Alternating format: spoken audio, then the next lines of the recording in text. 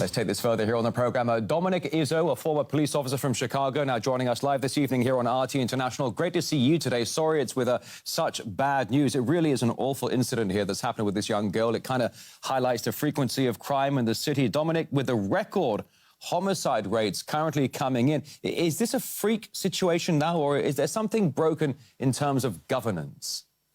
No, it's not a freak sort of situation. This happens disturbingly repetitively in Chicago. This is a broken government system we have, from our state's attorney, Kim Foxx, to the mayor and her vilification of the police officers who are underneath her, to our sheriff, Tom Dart, who's absent at the helm, all the way to, and I'm gonna catch some real hell for this one. The pastor who was speaking, I have no contact with him whatsoever, and I agree with everything he says. But these pastors are part of the problem too. Chicago has a very famous pastor, Father Michael Flager, who is an inflammatory figure in this city, who does more harm than good. These pastors are leaders. They're community leaders. And I know that there's a conflict of interest when you're leading your flock talking about politics, but these pastors have massive influences on how to change the vote in this city. This problem is not the police. This problem, it's their citizens, it's their flock, but it's also in how they vote. They keep getting these people, their congregation, to vote Democratic every single election. Chicago is 100 years run Democrat. So if these men who are in such positions of authority, I'm not talking about the police, I'm talking about pastors, have a real issue, it's time to start looking at leadership for the city and maybe steering your flock a different direction. It's an interesting comment you make there, Dominick, about these pastors getting political here. When I asked you about, is this a freak occurrence here, that this stray bullet shooting, or is there a matter of broken governance? You said it is a matter of broken governance. How is it broken, Dominick? A couple of months ago in Chicago, the Chicago police officers, who are some of the hardest working men and women out there, they arrested two rival gangs for shooting at each other. State Attorney Kim Foxx, her office screened the incident, and no arrests were made.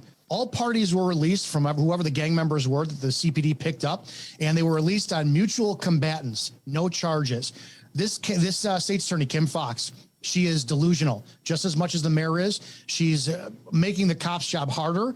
To be honest, I don't even know why CPD does any job. I don't know why they do their job, because the harder they work, they're not going to get any backing from the state's attorney's office or the mayor, and they're just going to be having, they're the ones taking the hits. The cops are being blamed for everything that everyone else is doing.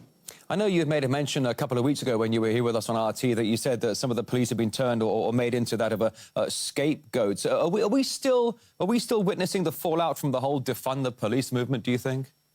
Yeah, the defund the police movement is one thing, and then next year it's going to be something else. The police will always be the pawns, because they're right in the middle.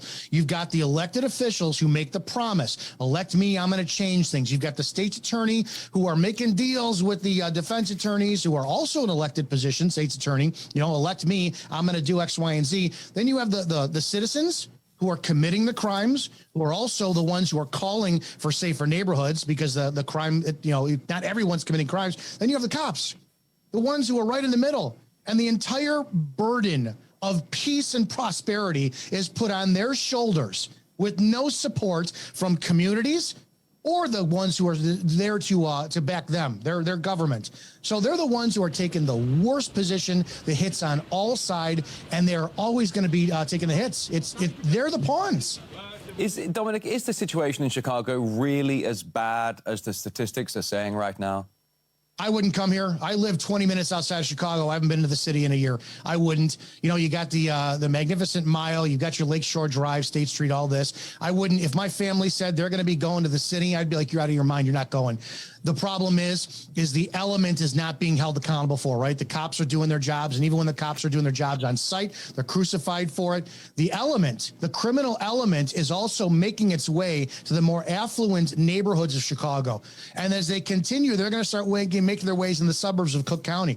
Everybody talks about Chicago, Chicago, Chicago. The thing to keep in mind is it's within Cook County, Illinois. Chicago is 2.7 million people.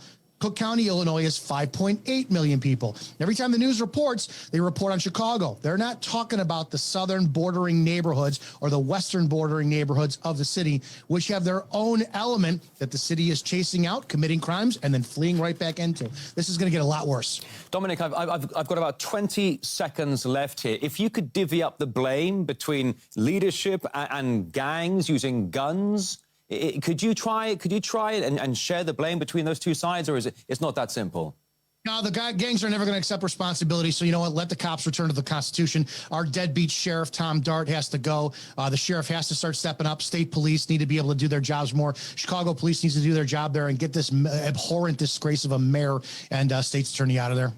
Dominick Izzo, former police officer from Chicago, joining us live here on RT International. Very insightful comments. Thank you very much for your time. Cheers. Thank you.